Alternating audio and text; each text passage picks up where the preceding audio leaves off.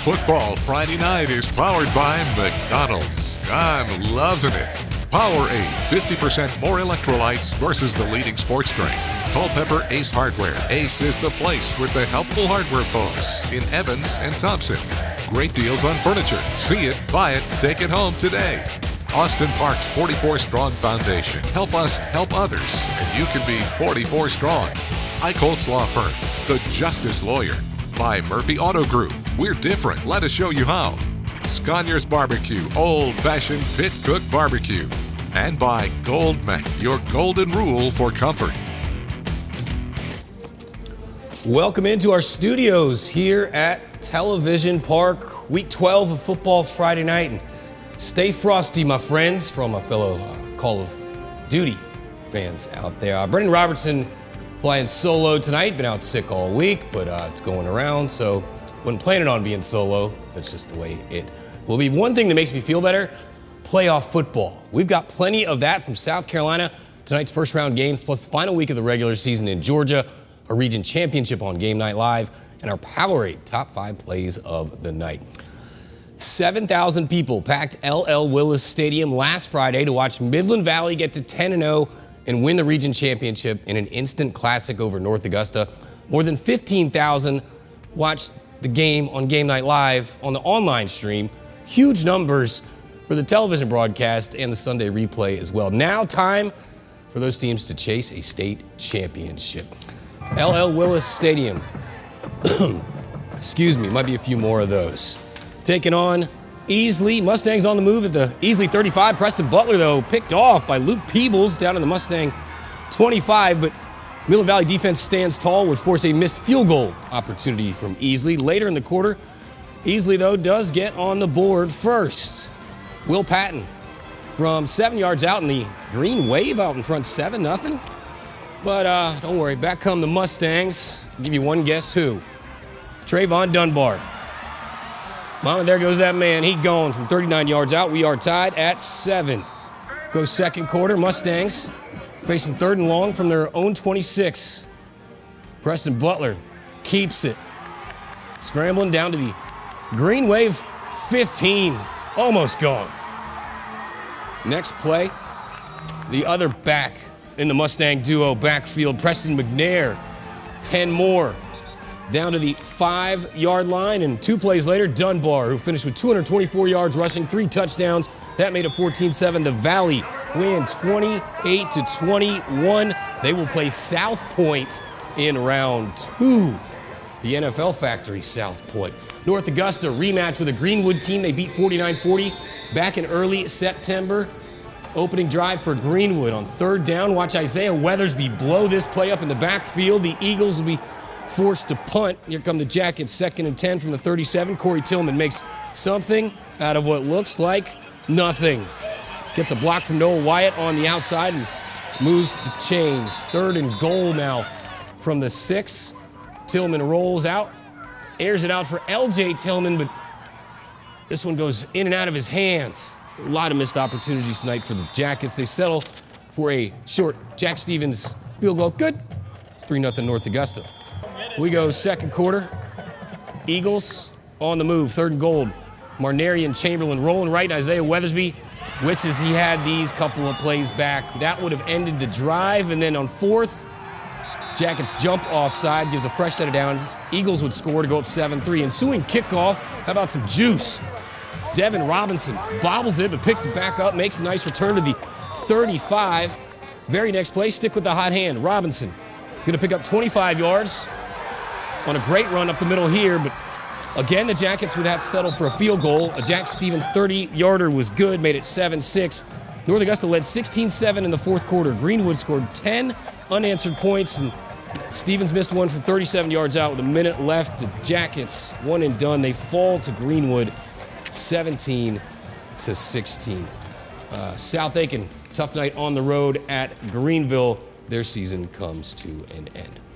Strom Thurmond emerging as the kings of a tough region that featured 3 top 10 teams for most of the season, with the Bluff and Saluda as well. Hosting Landrum, look, my guy had to go to Midland Valley first. We flipped a coin, and it was 49-0 by the time we got to this thing. So not a whole lot to see. Landrum quarterback Ty Foster gets back to meet the Rebels defense. Shaheed Williams all over it. And then late in the game, Rebels at their own 42. Bryson Lee corrals the high snap and rumbling to the Landrum 29. Strom Thurmond wins 49-7, and they host Keenan, an old region opponent, in round 2 of the playoffs. Petticoat Junction, Silver Bluff, the 3rd seed, looking for a win. Taking on Mid-Carolina. Bluff's defense has been stout all season and stout all night here. Devontae Parker leads the Bluff on the gang tackle.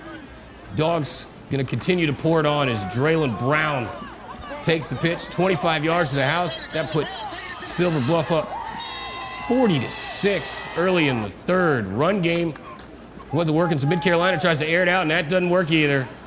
Dawan McCorkle, the interception for the Bluff, and the defense was doing it. Darian Jackson, Jordan Boyd teaming up for the tackle for loss, and a little icing on the cake. Malik Mazzone had 2 defensive touchdowns tonight for the Bluff. Scooping this one, it's loose, and yeah, he gone. So are the Bluff.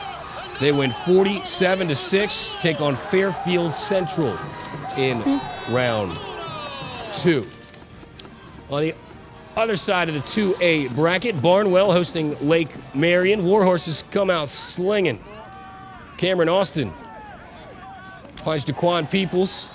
That's good for a first down. That drive would stall, though. Lake Marion would drive it all the way inside the 5, but stuffed by the Warhorses. Lex Thomas leading them on 4th down to get the ball back for Barnwell, and then they find their rhythm. Austin calling his own number, plowing through the defender with the hit stick for the first down, and then Peebles take it from there, trots into the end zone. Barnwell wins 35-8, and will take on Marion on the road in round 2. Class 1A, Bamberg Earhart hosting Hannah Pamplico. Bamberg's first play, good to see him back healthy, and he is going to be a problem in the playoffs for the other teams. That is Nick Folk, 55 yards. He gone, top play nominee, and 7-0 Bamberg. After a Hannah Pamplico score, the Red Raiders going to respond quickly. Chaston Crosby to Isaiah Johnson over the middle. That's a touchdown. Go for the 2-point conversion to get it, so it was 15-7. Red Raiders, a couple minutes to go in the half. Crosby back to the air. Marcus Can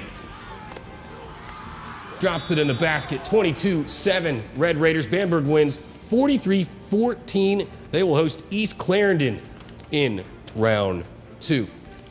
Blackville Hilda had a week off last week to rest and recover for the playoffs. First up, McCormick finished 5th in a tough Region 1.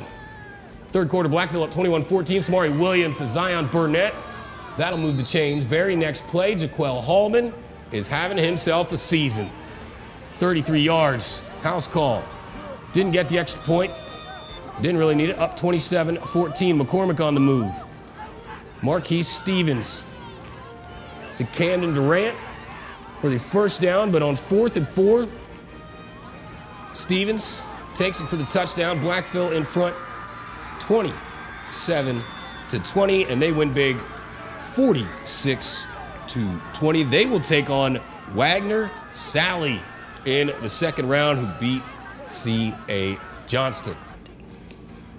Ridge Spring Monetta taking on 2nd-ranked team in Class A, the 1st round of the playoffs, and our friends sent us this. Didn't tell us a whole lot about it. There wasn't a whole lot to talk about, really. Christchurch with the shutout tonight, 49-0. All right, let's go to Denmark Olar taking on Southside Christian. And it's a nice tackle there from Jamarion Wise, and then we got a scoop and a score from Wise as well. 60 yards for the touchdown, but that would be as good as it gets. That made it 35-6 Southside Christian. I think we're still maybe looking for a final score on that one. We do have HKT taking on St. Joseph's. Number 7 versus number 6. How about Brian Gomez from HKT with a nice stop there for the Trojans. And then Arquan Edwards strips it. And a nice little return for 10 yards for HKT. Then Darian Stroman Going to set up the Trojans' rushing attack around the right side, inside the red zone, and then Daquan James punches it in. 6-0 first quarter, but a lot of St. Joe's after that. They knock out HKT 38-24. Some final scores. I told you about Wagner Sally big over C.A. Johnson. Batesburg-Leesville falls to Chesney. Allendale-Fairfax 12-0 over Latta. Newberry over Saluda 24-15. Stick around. We'll head to the final week of the regular season. Last call for the playoffs in Georgia.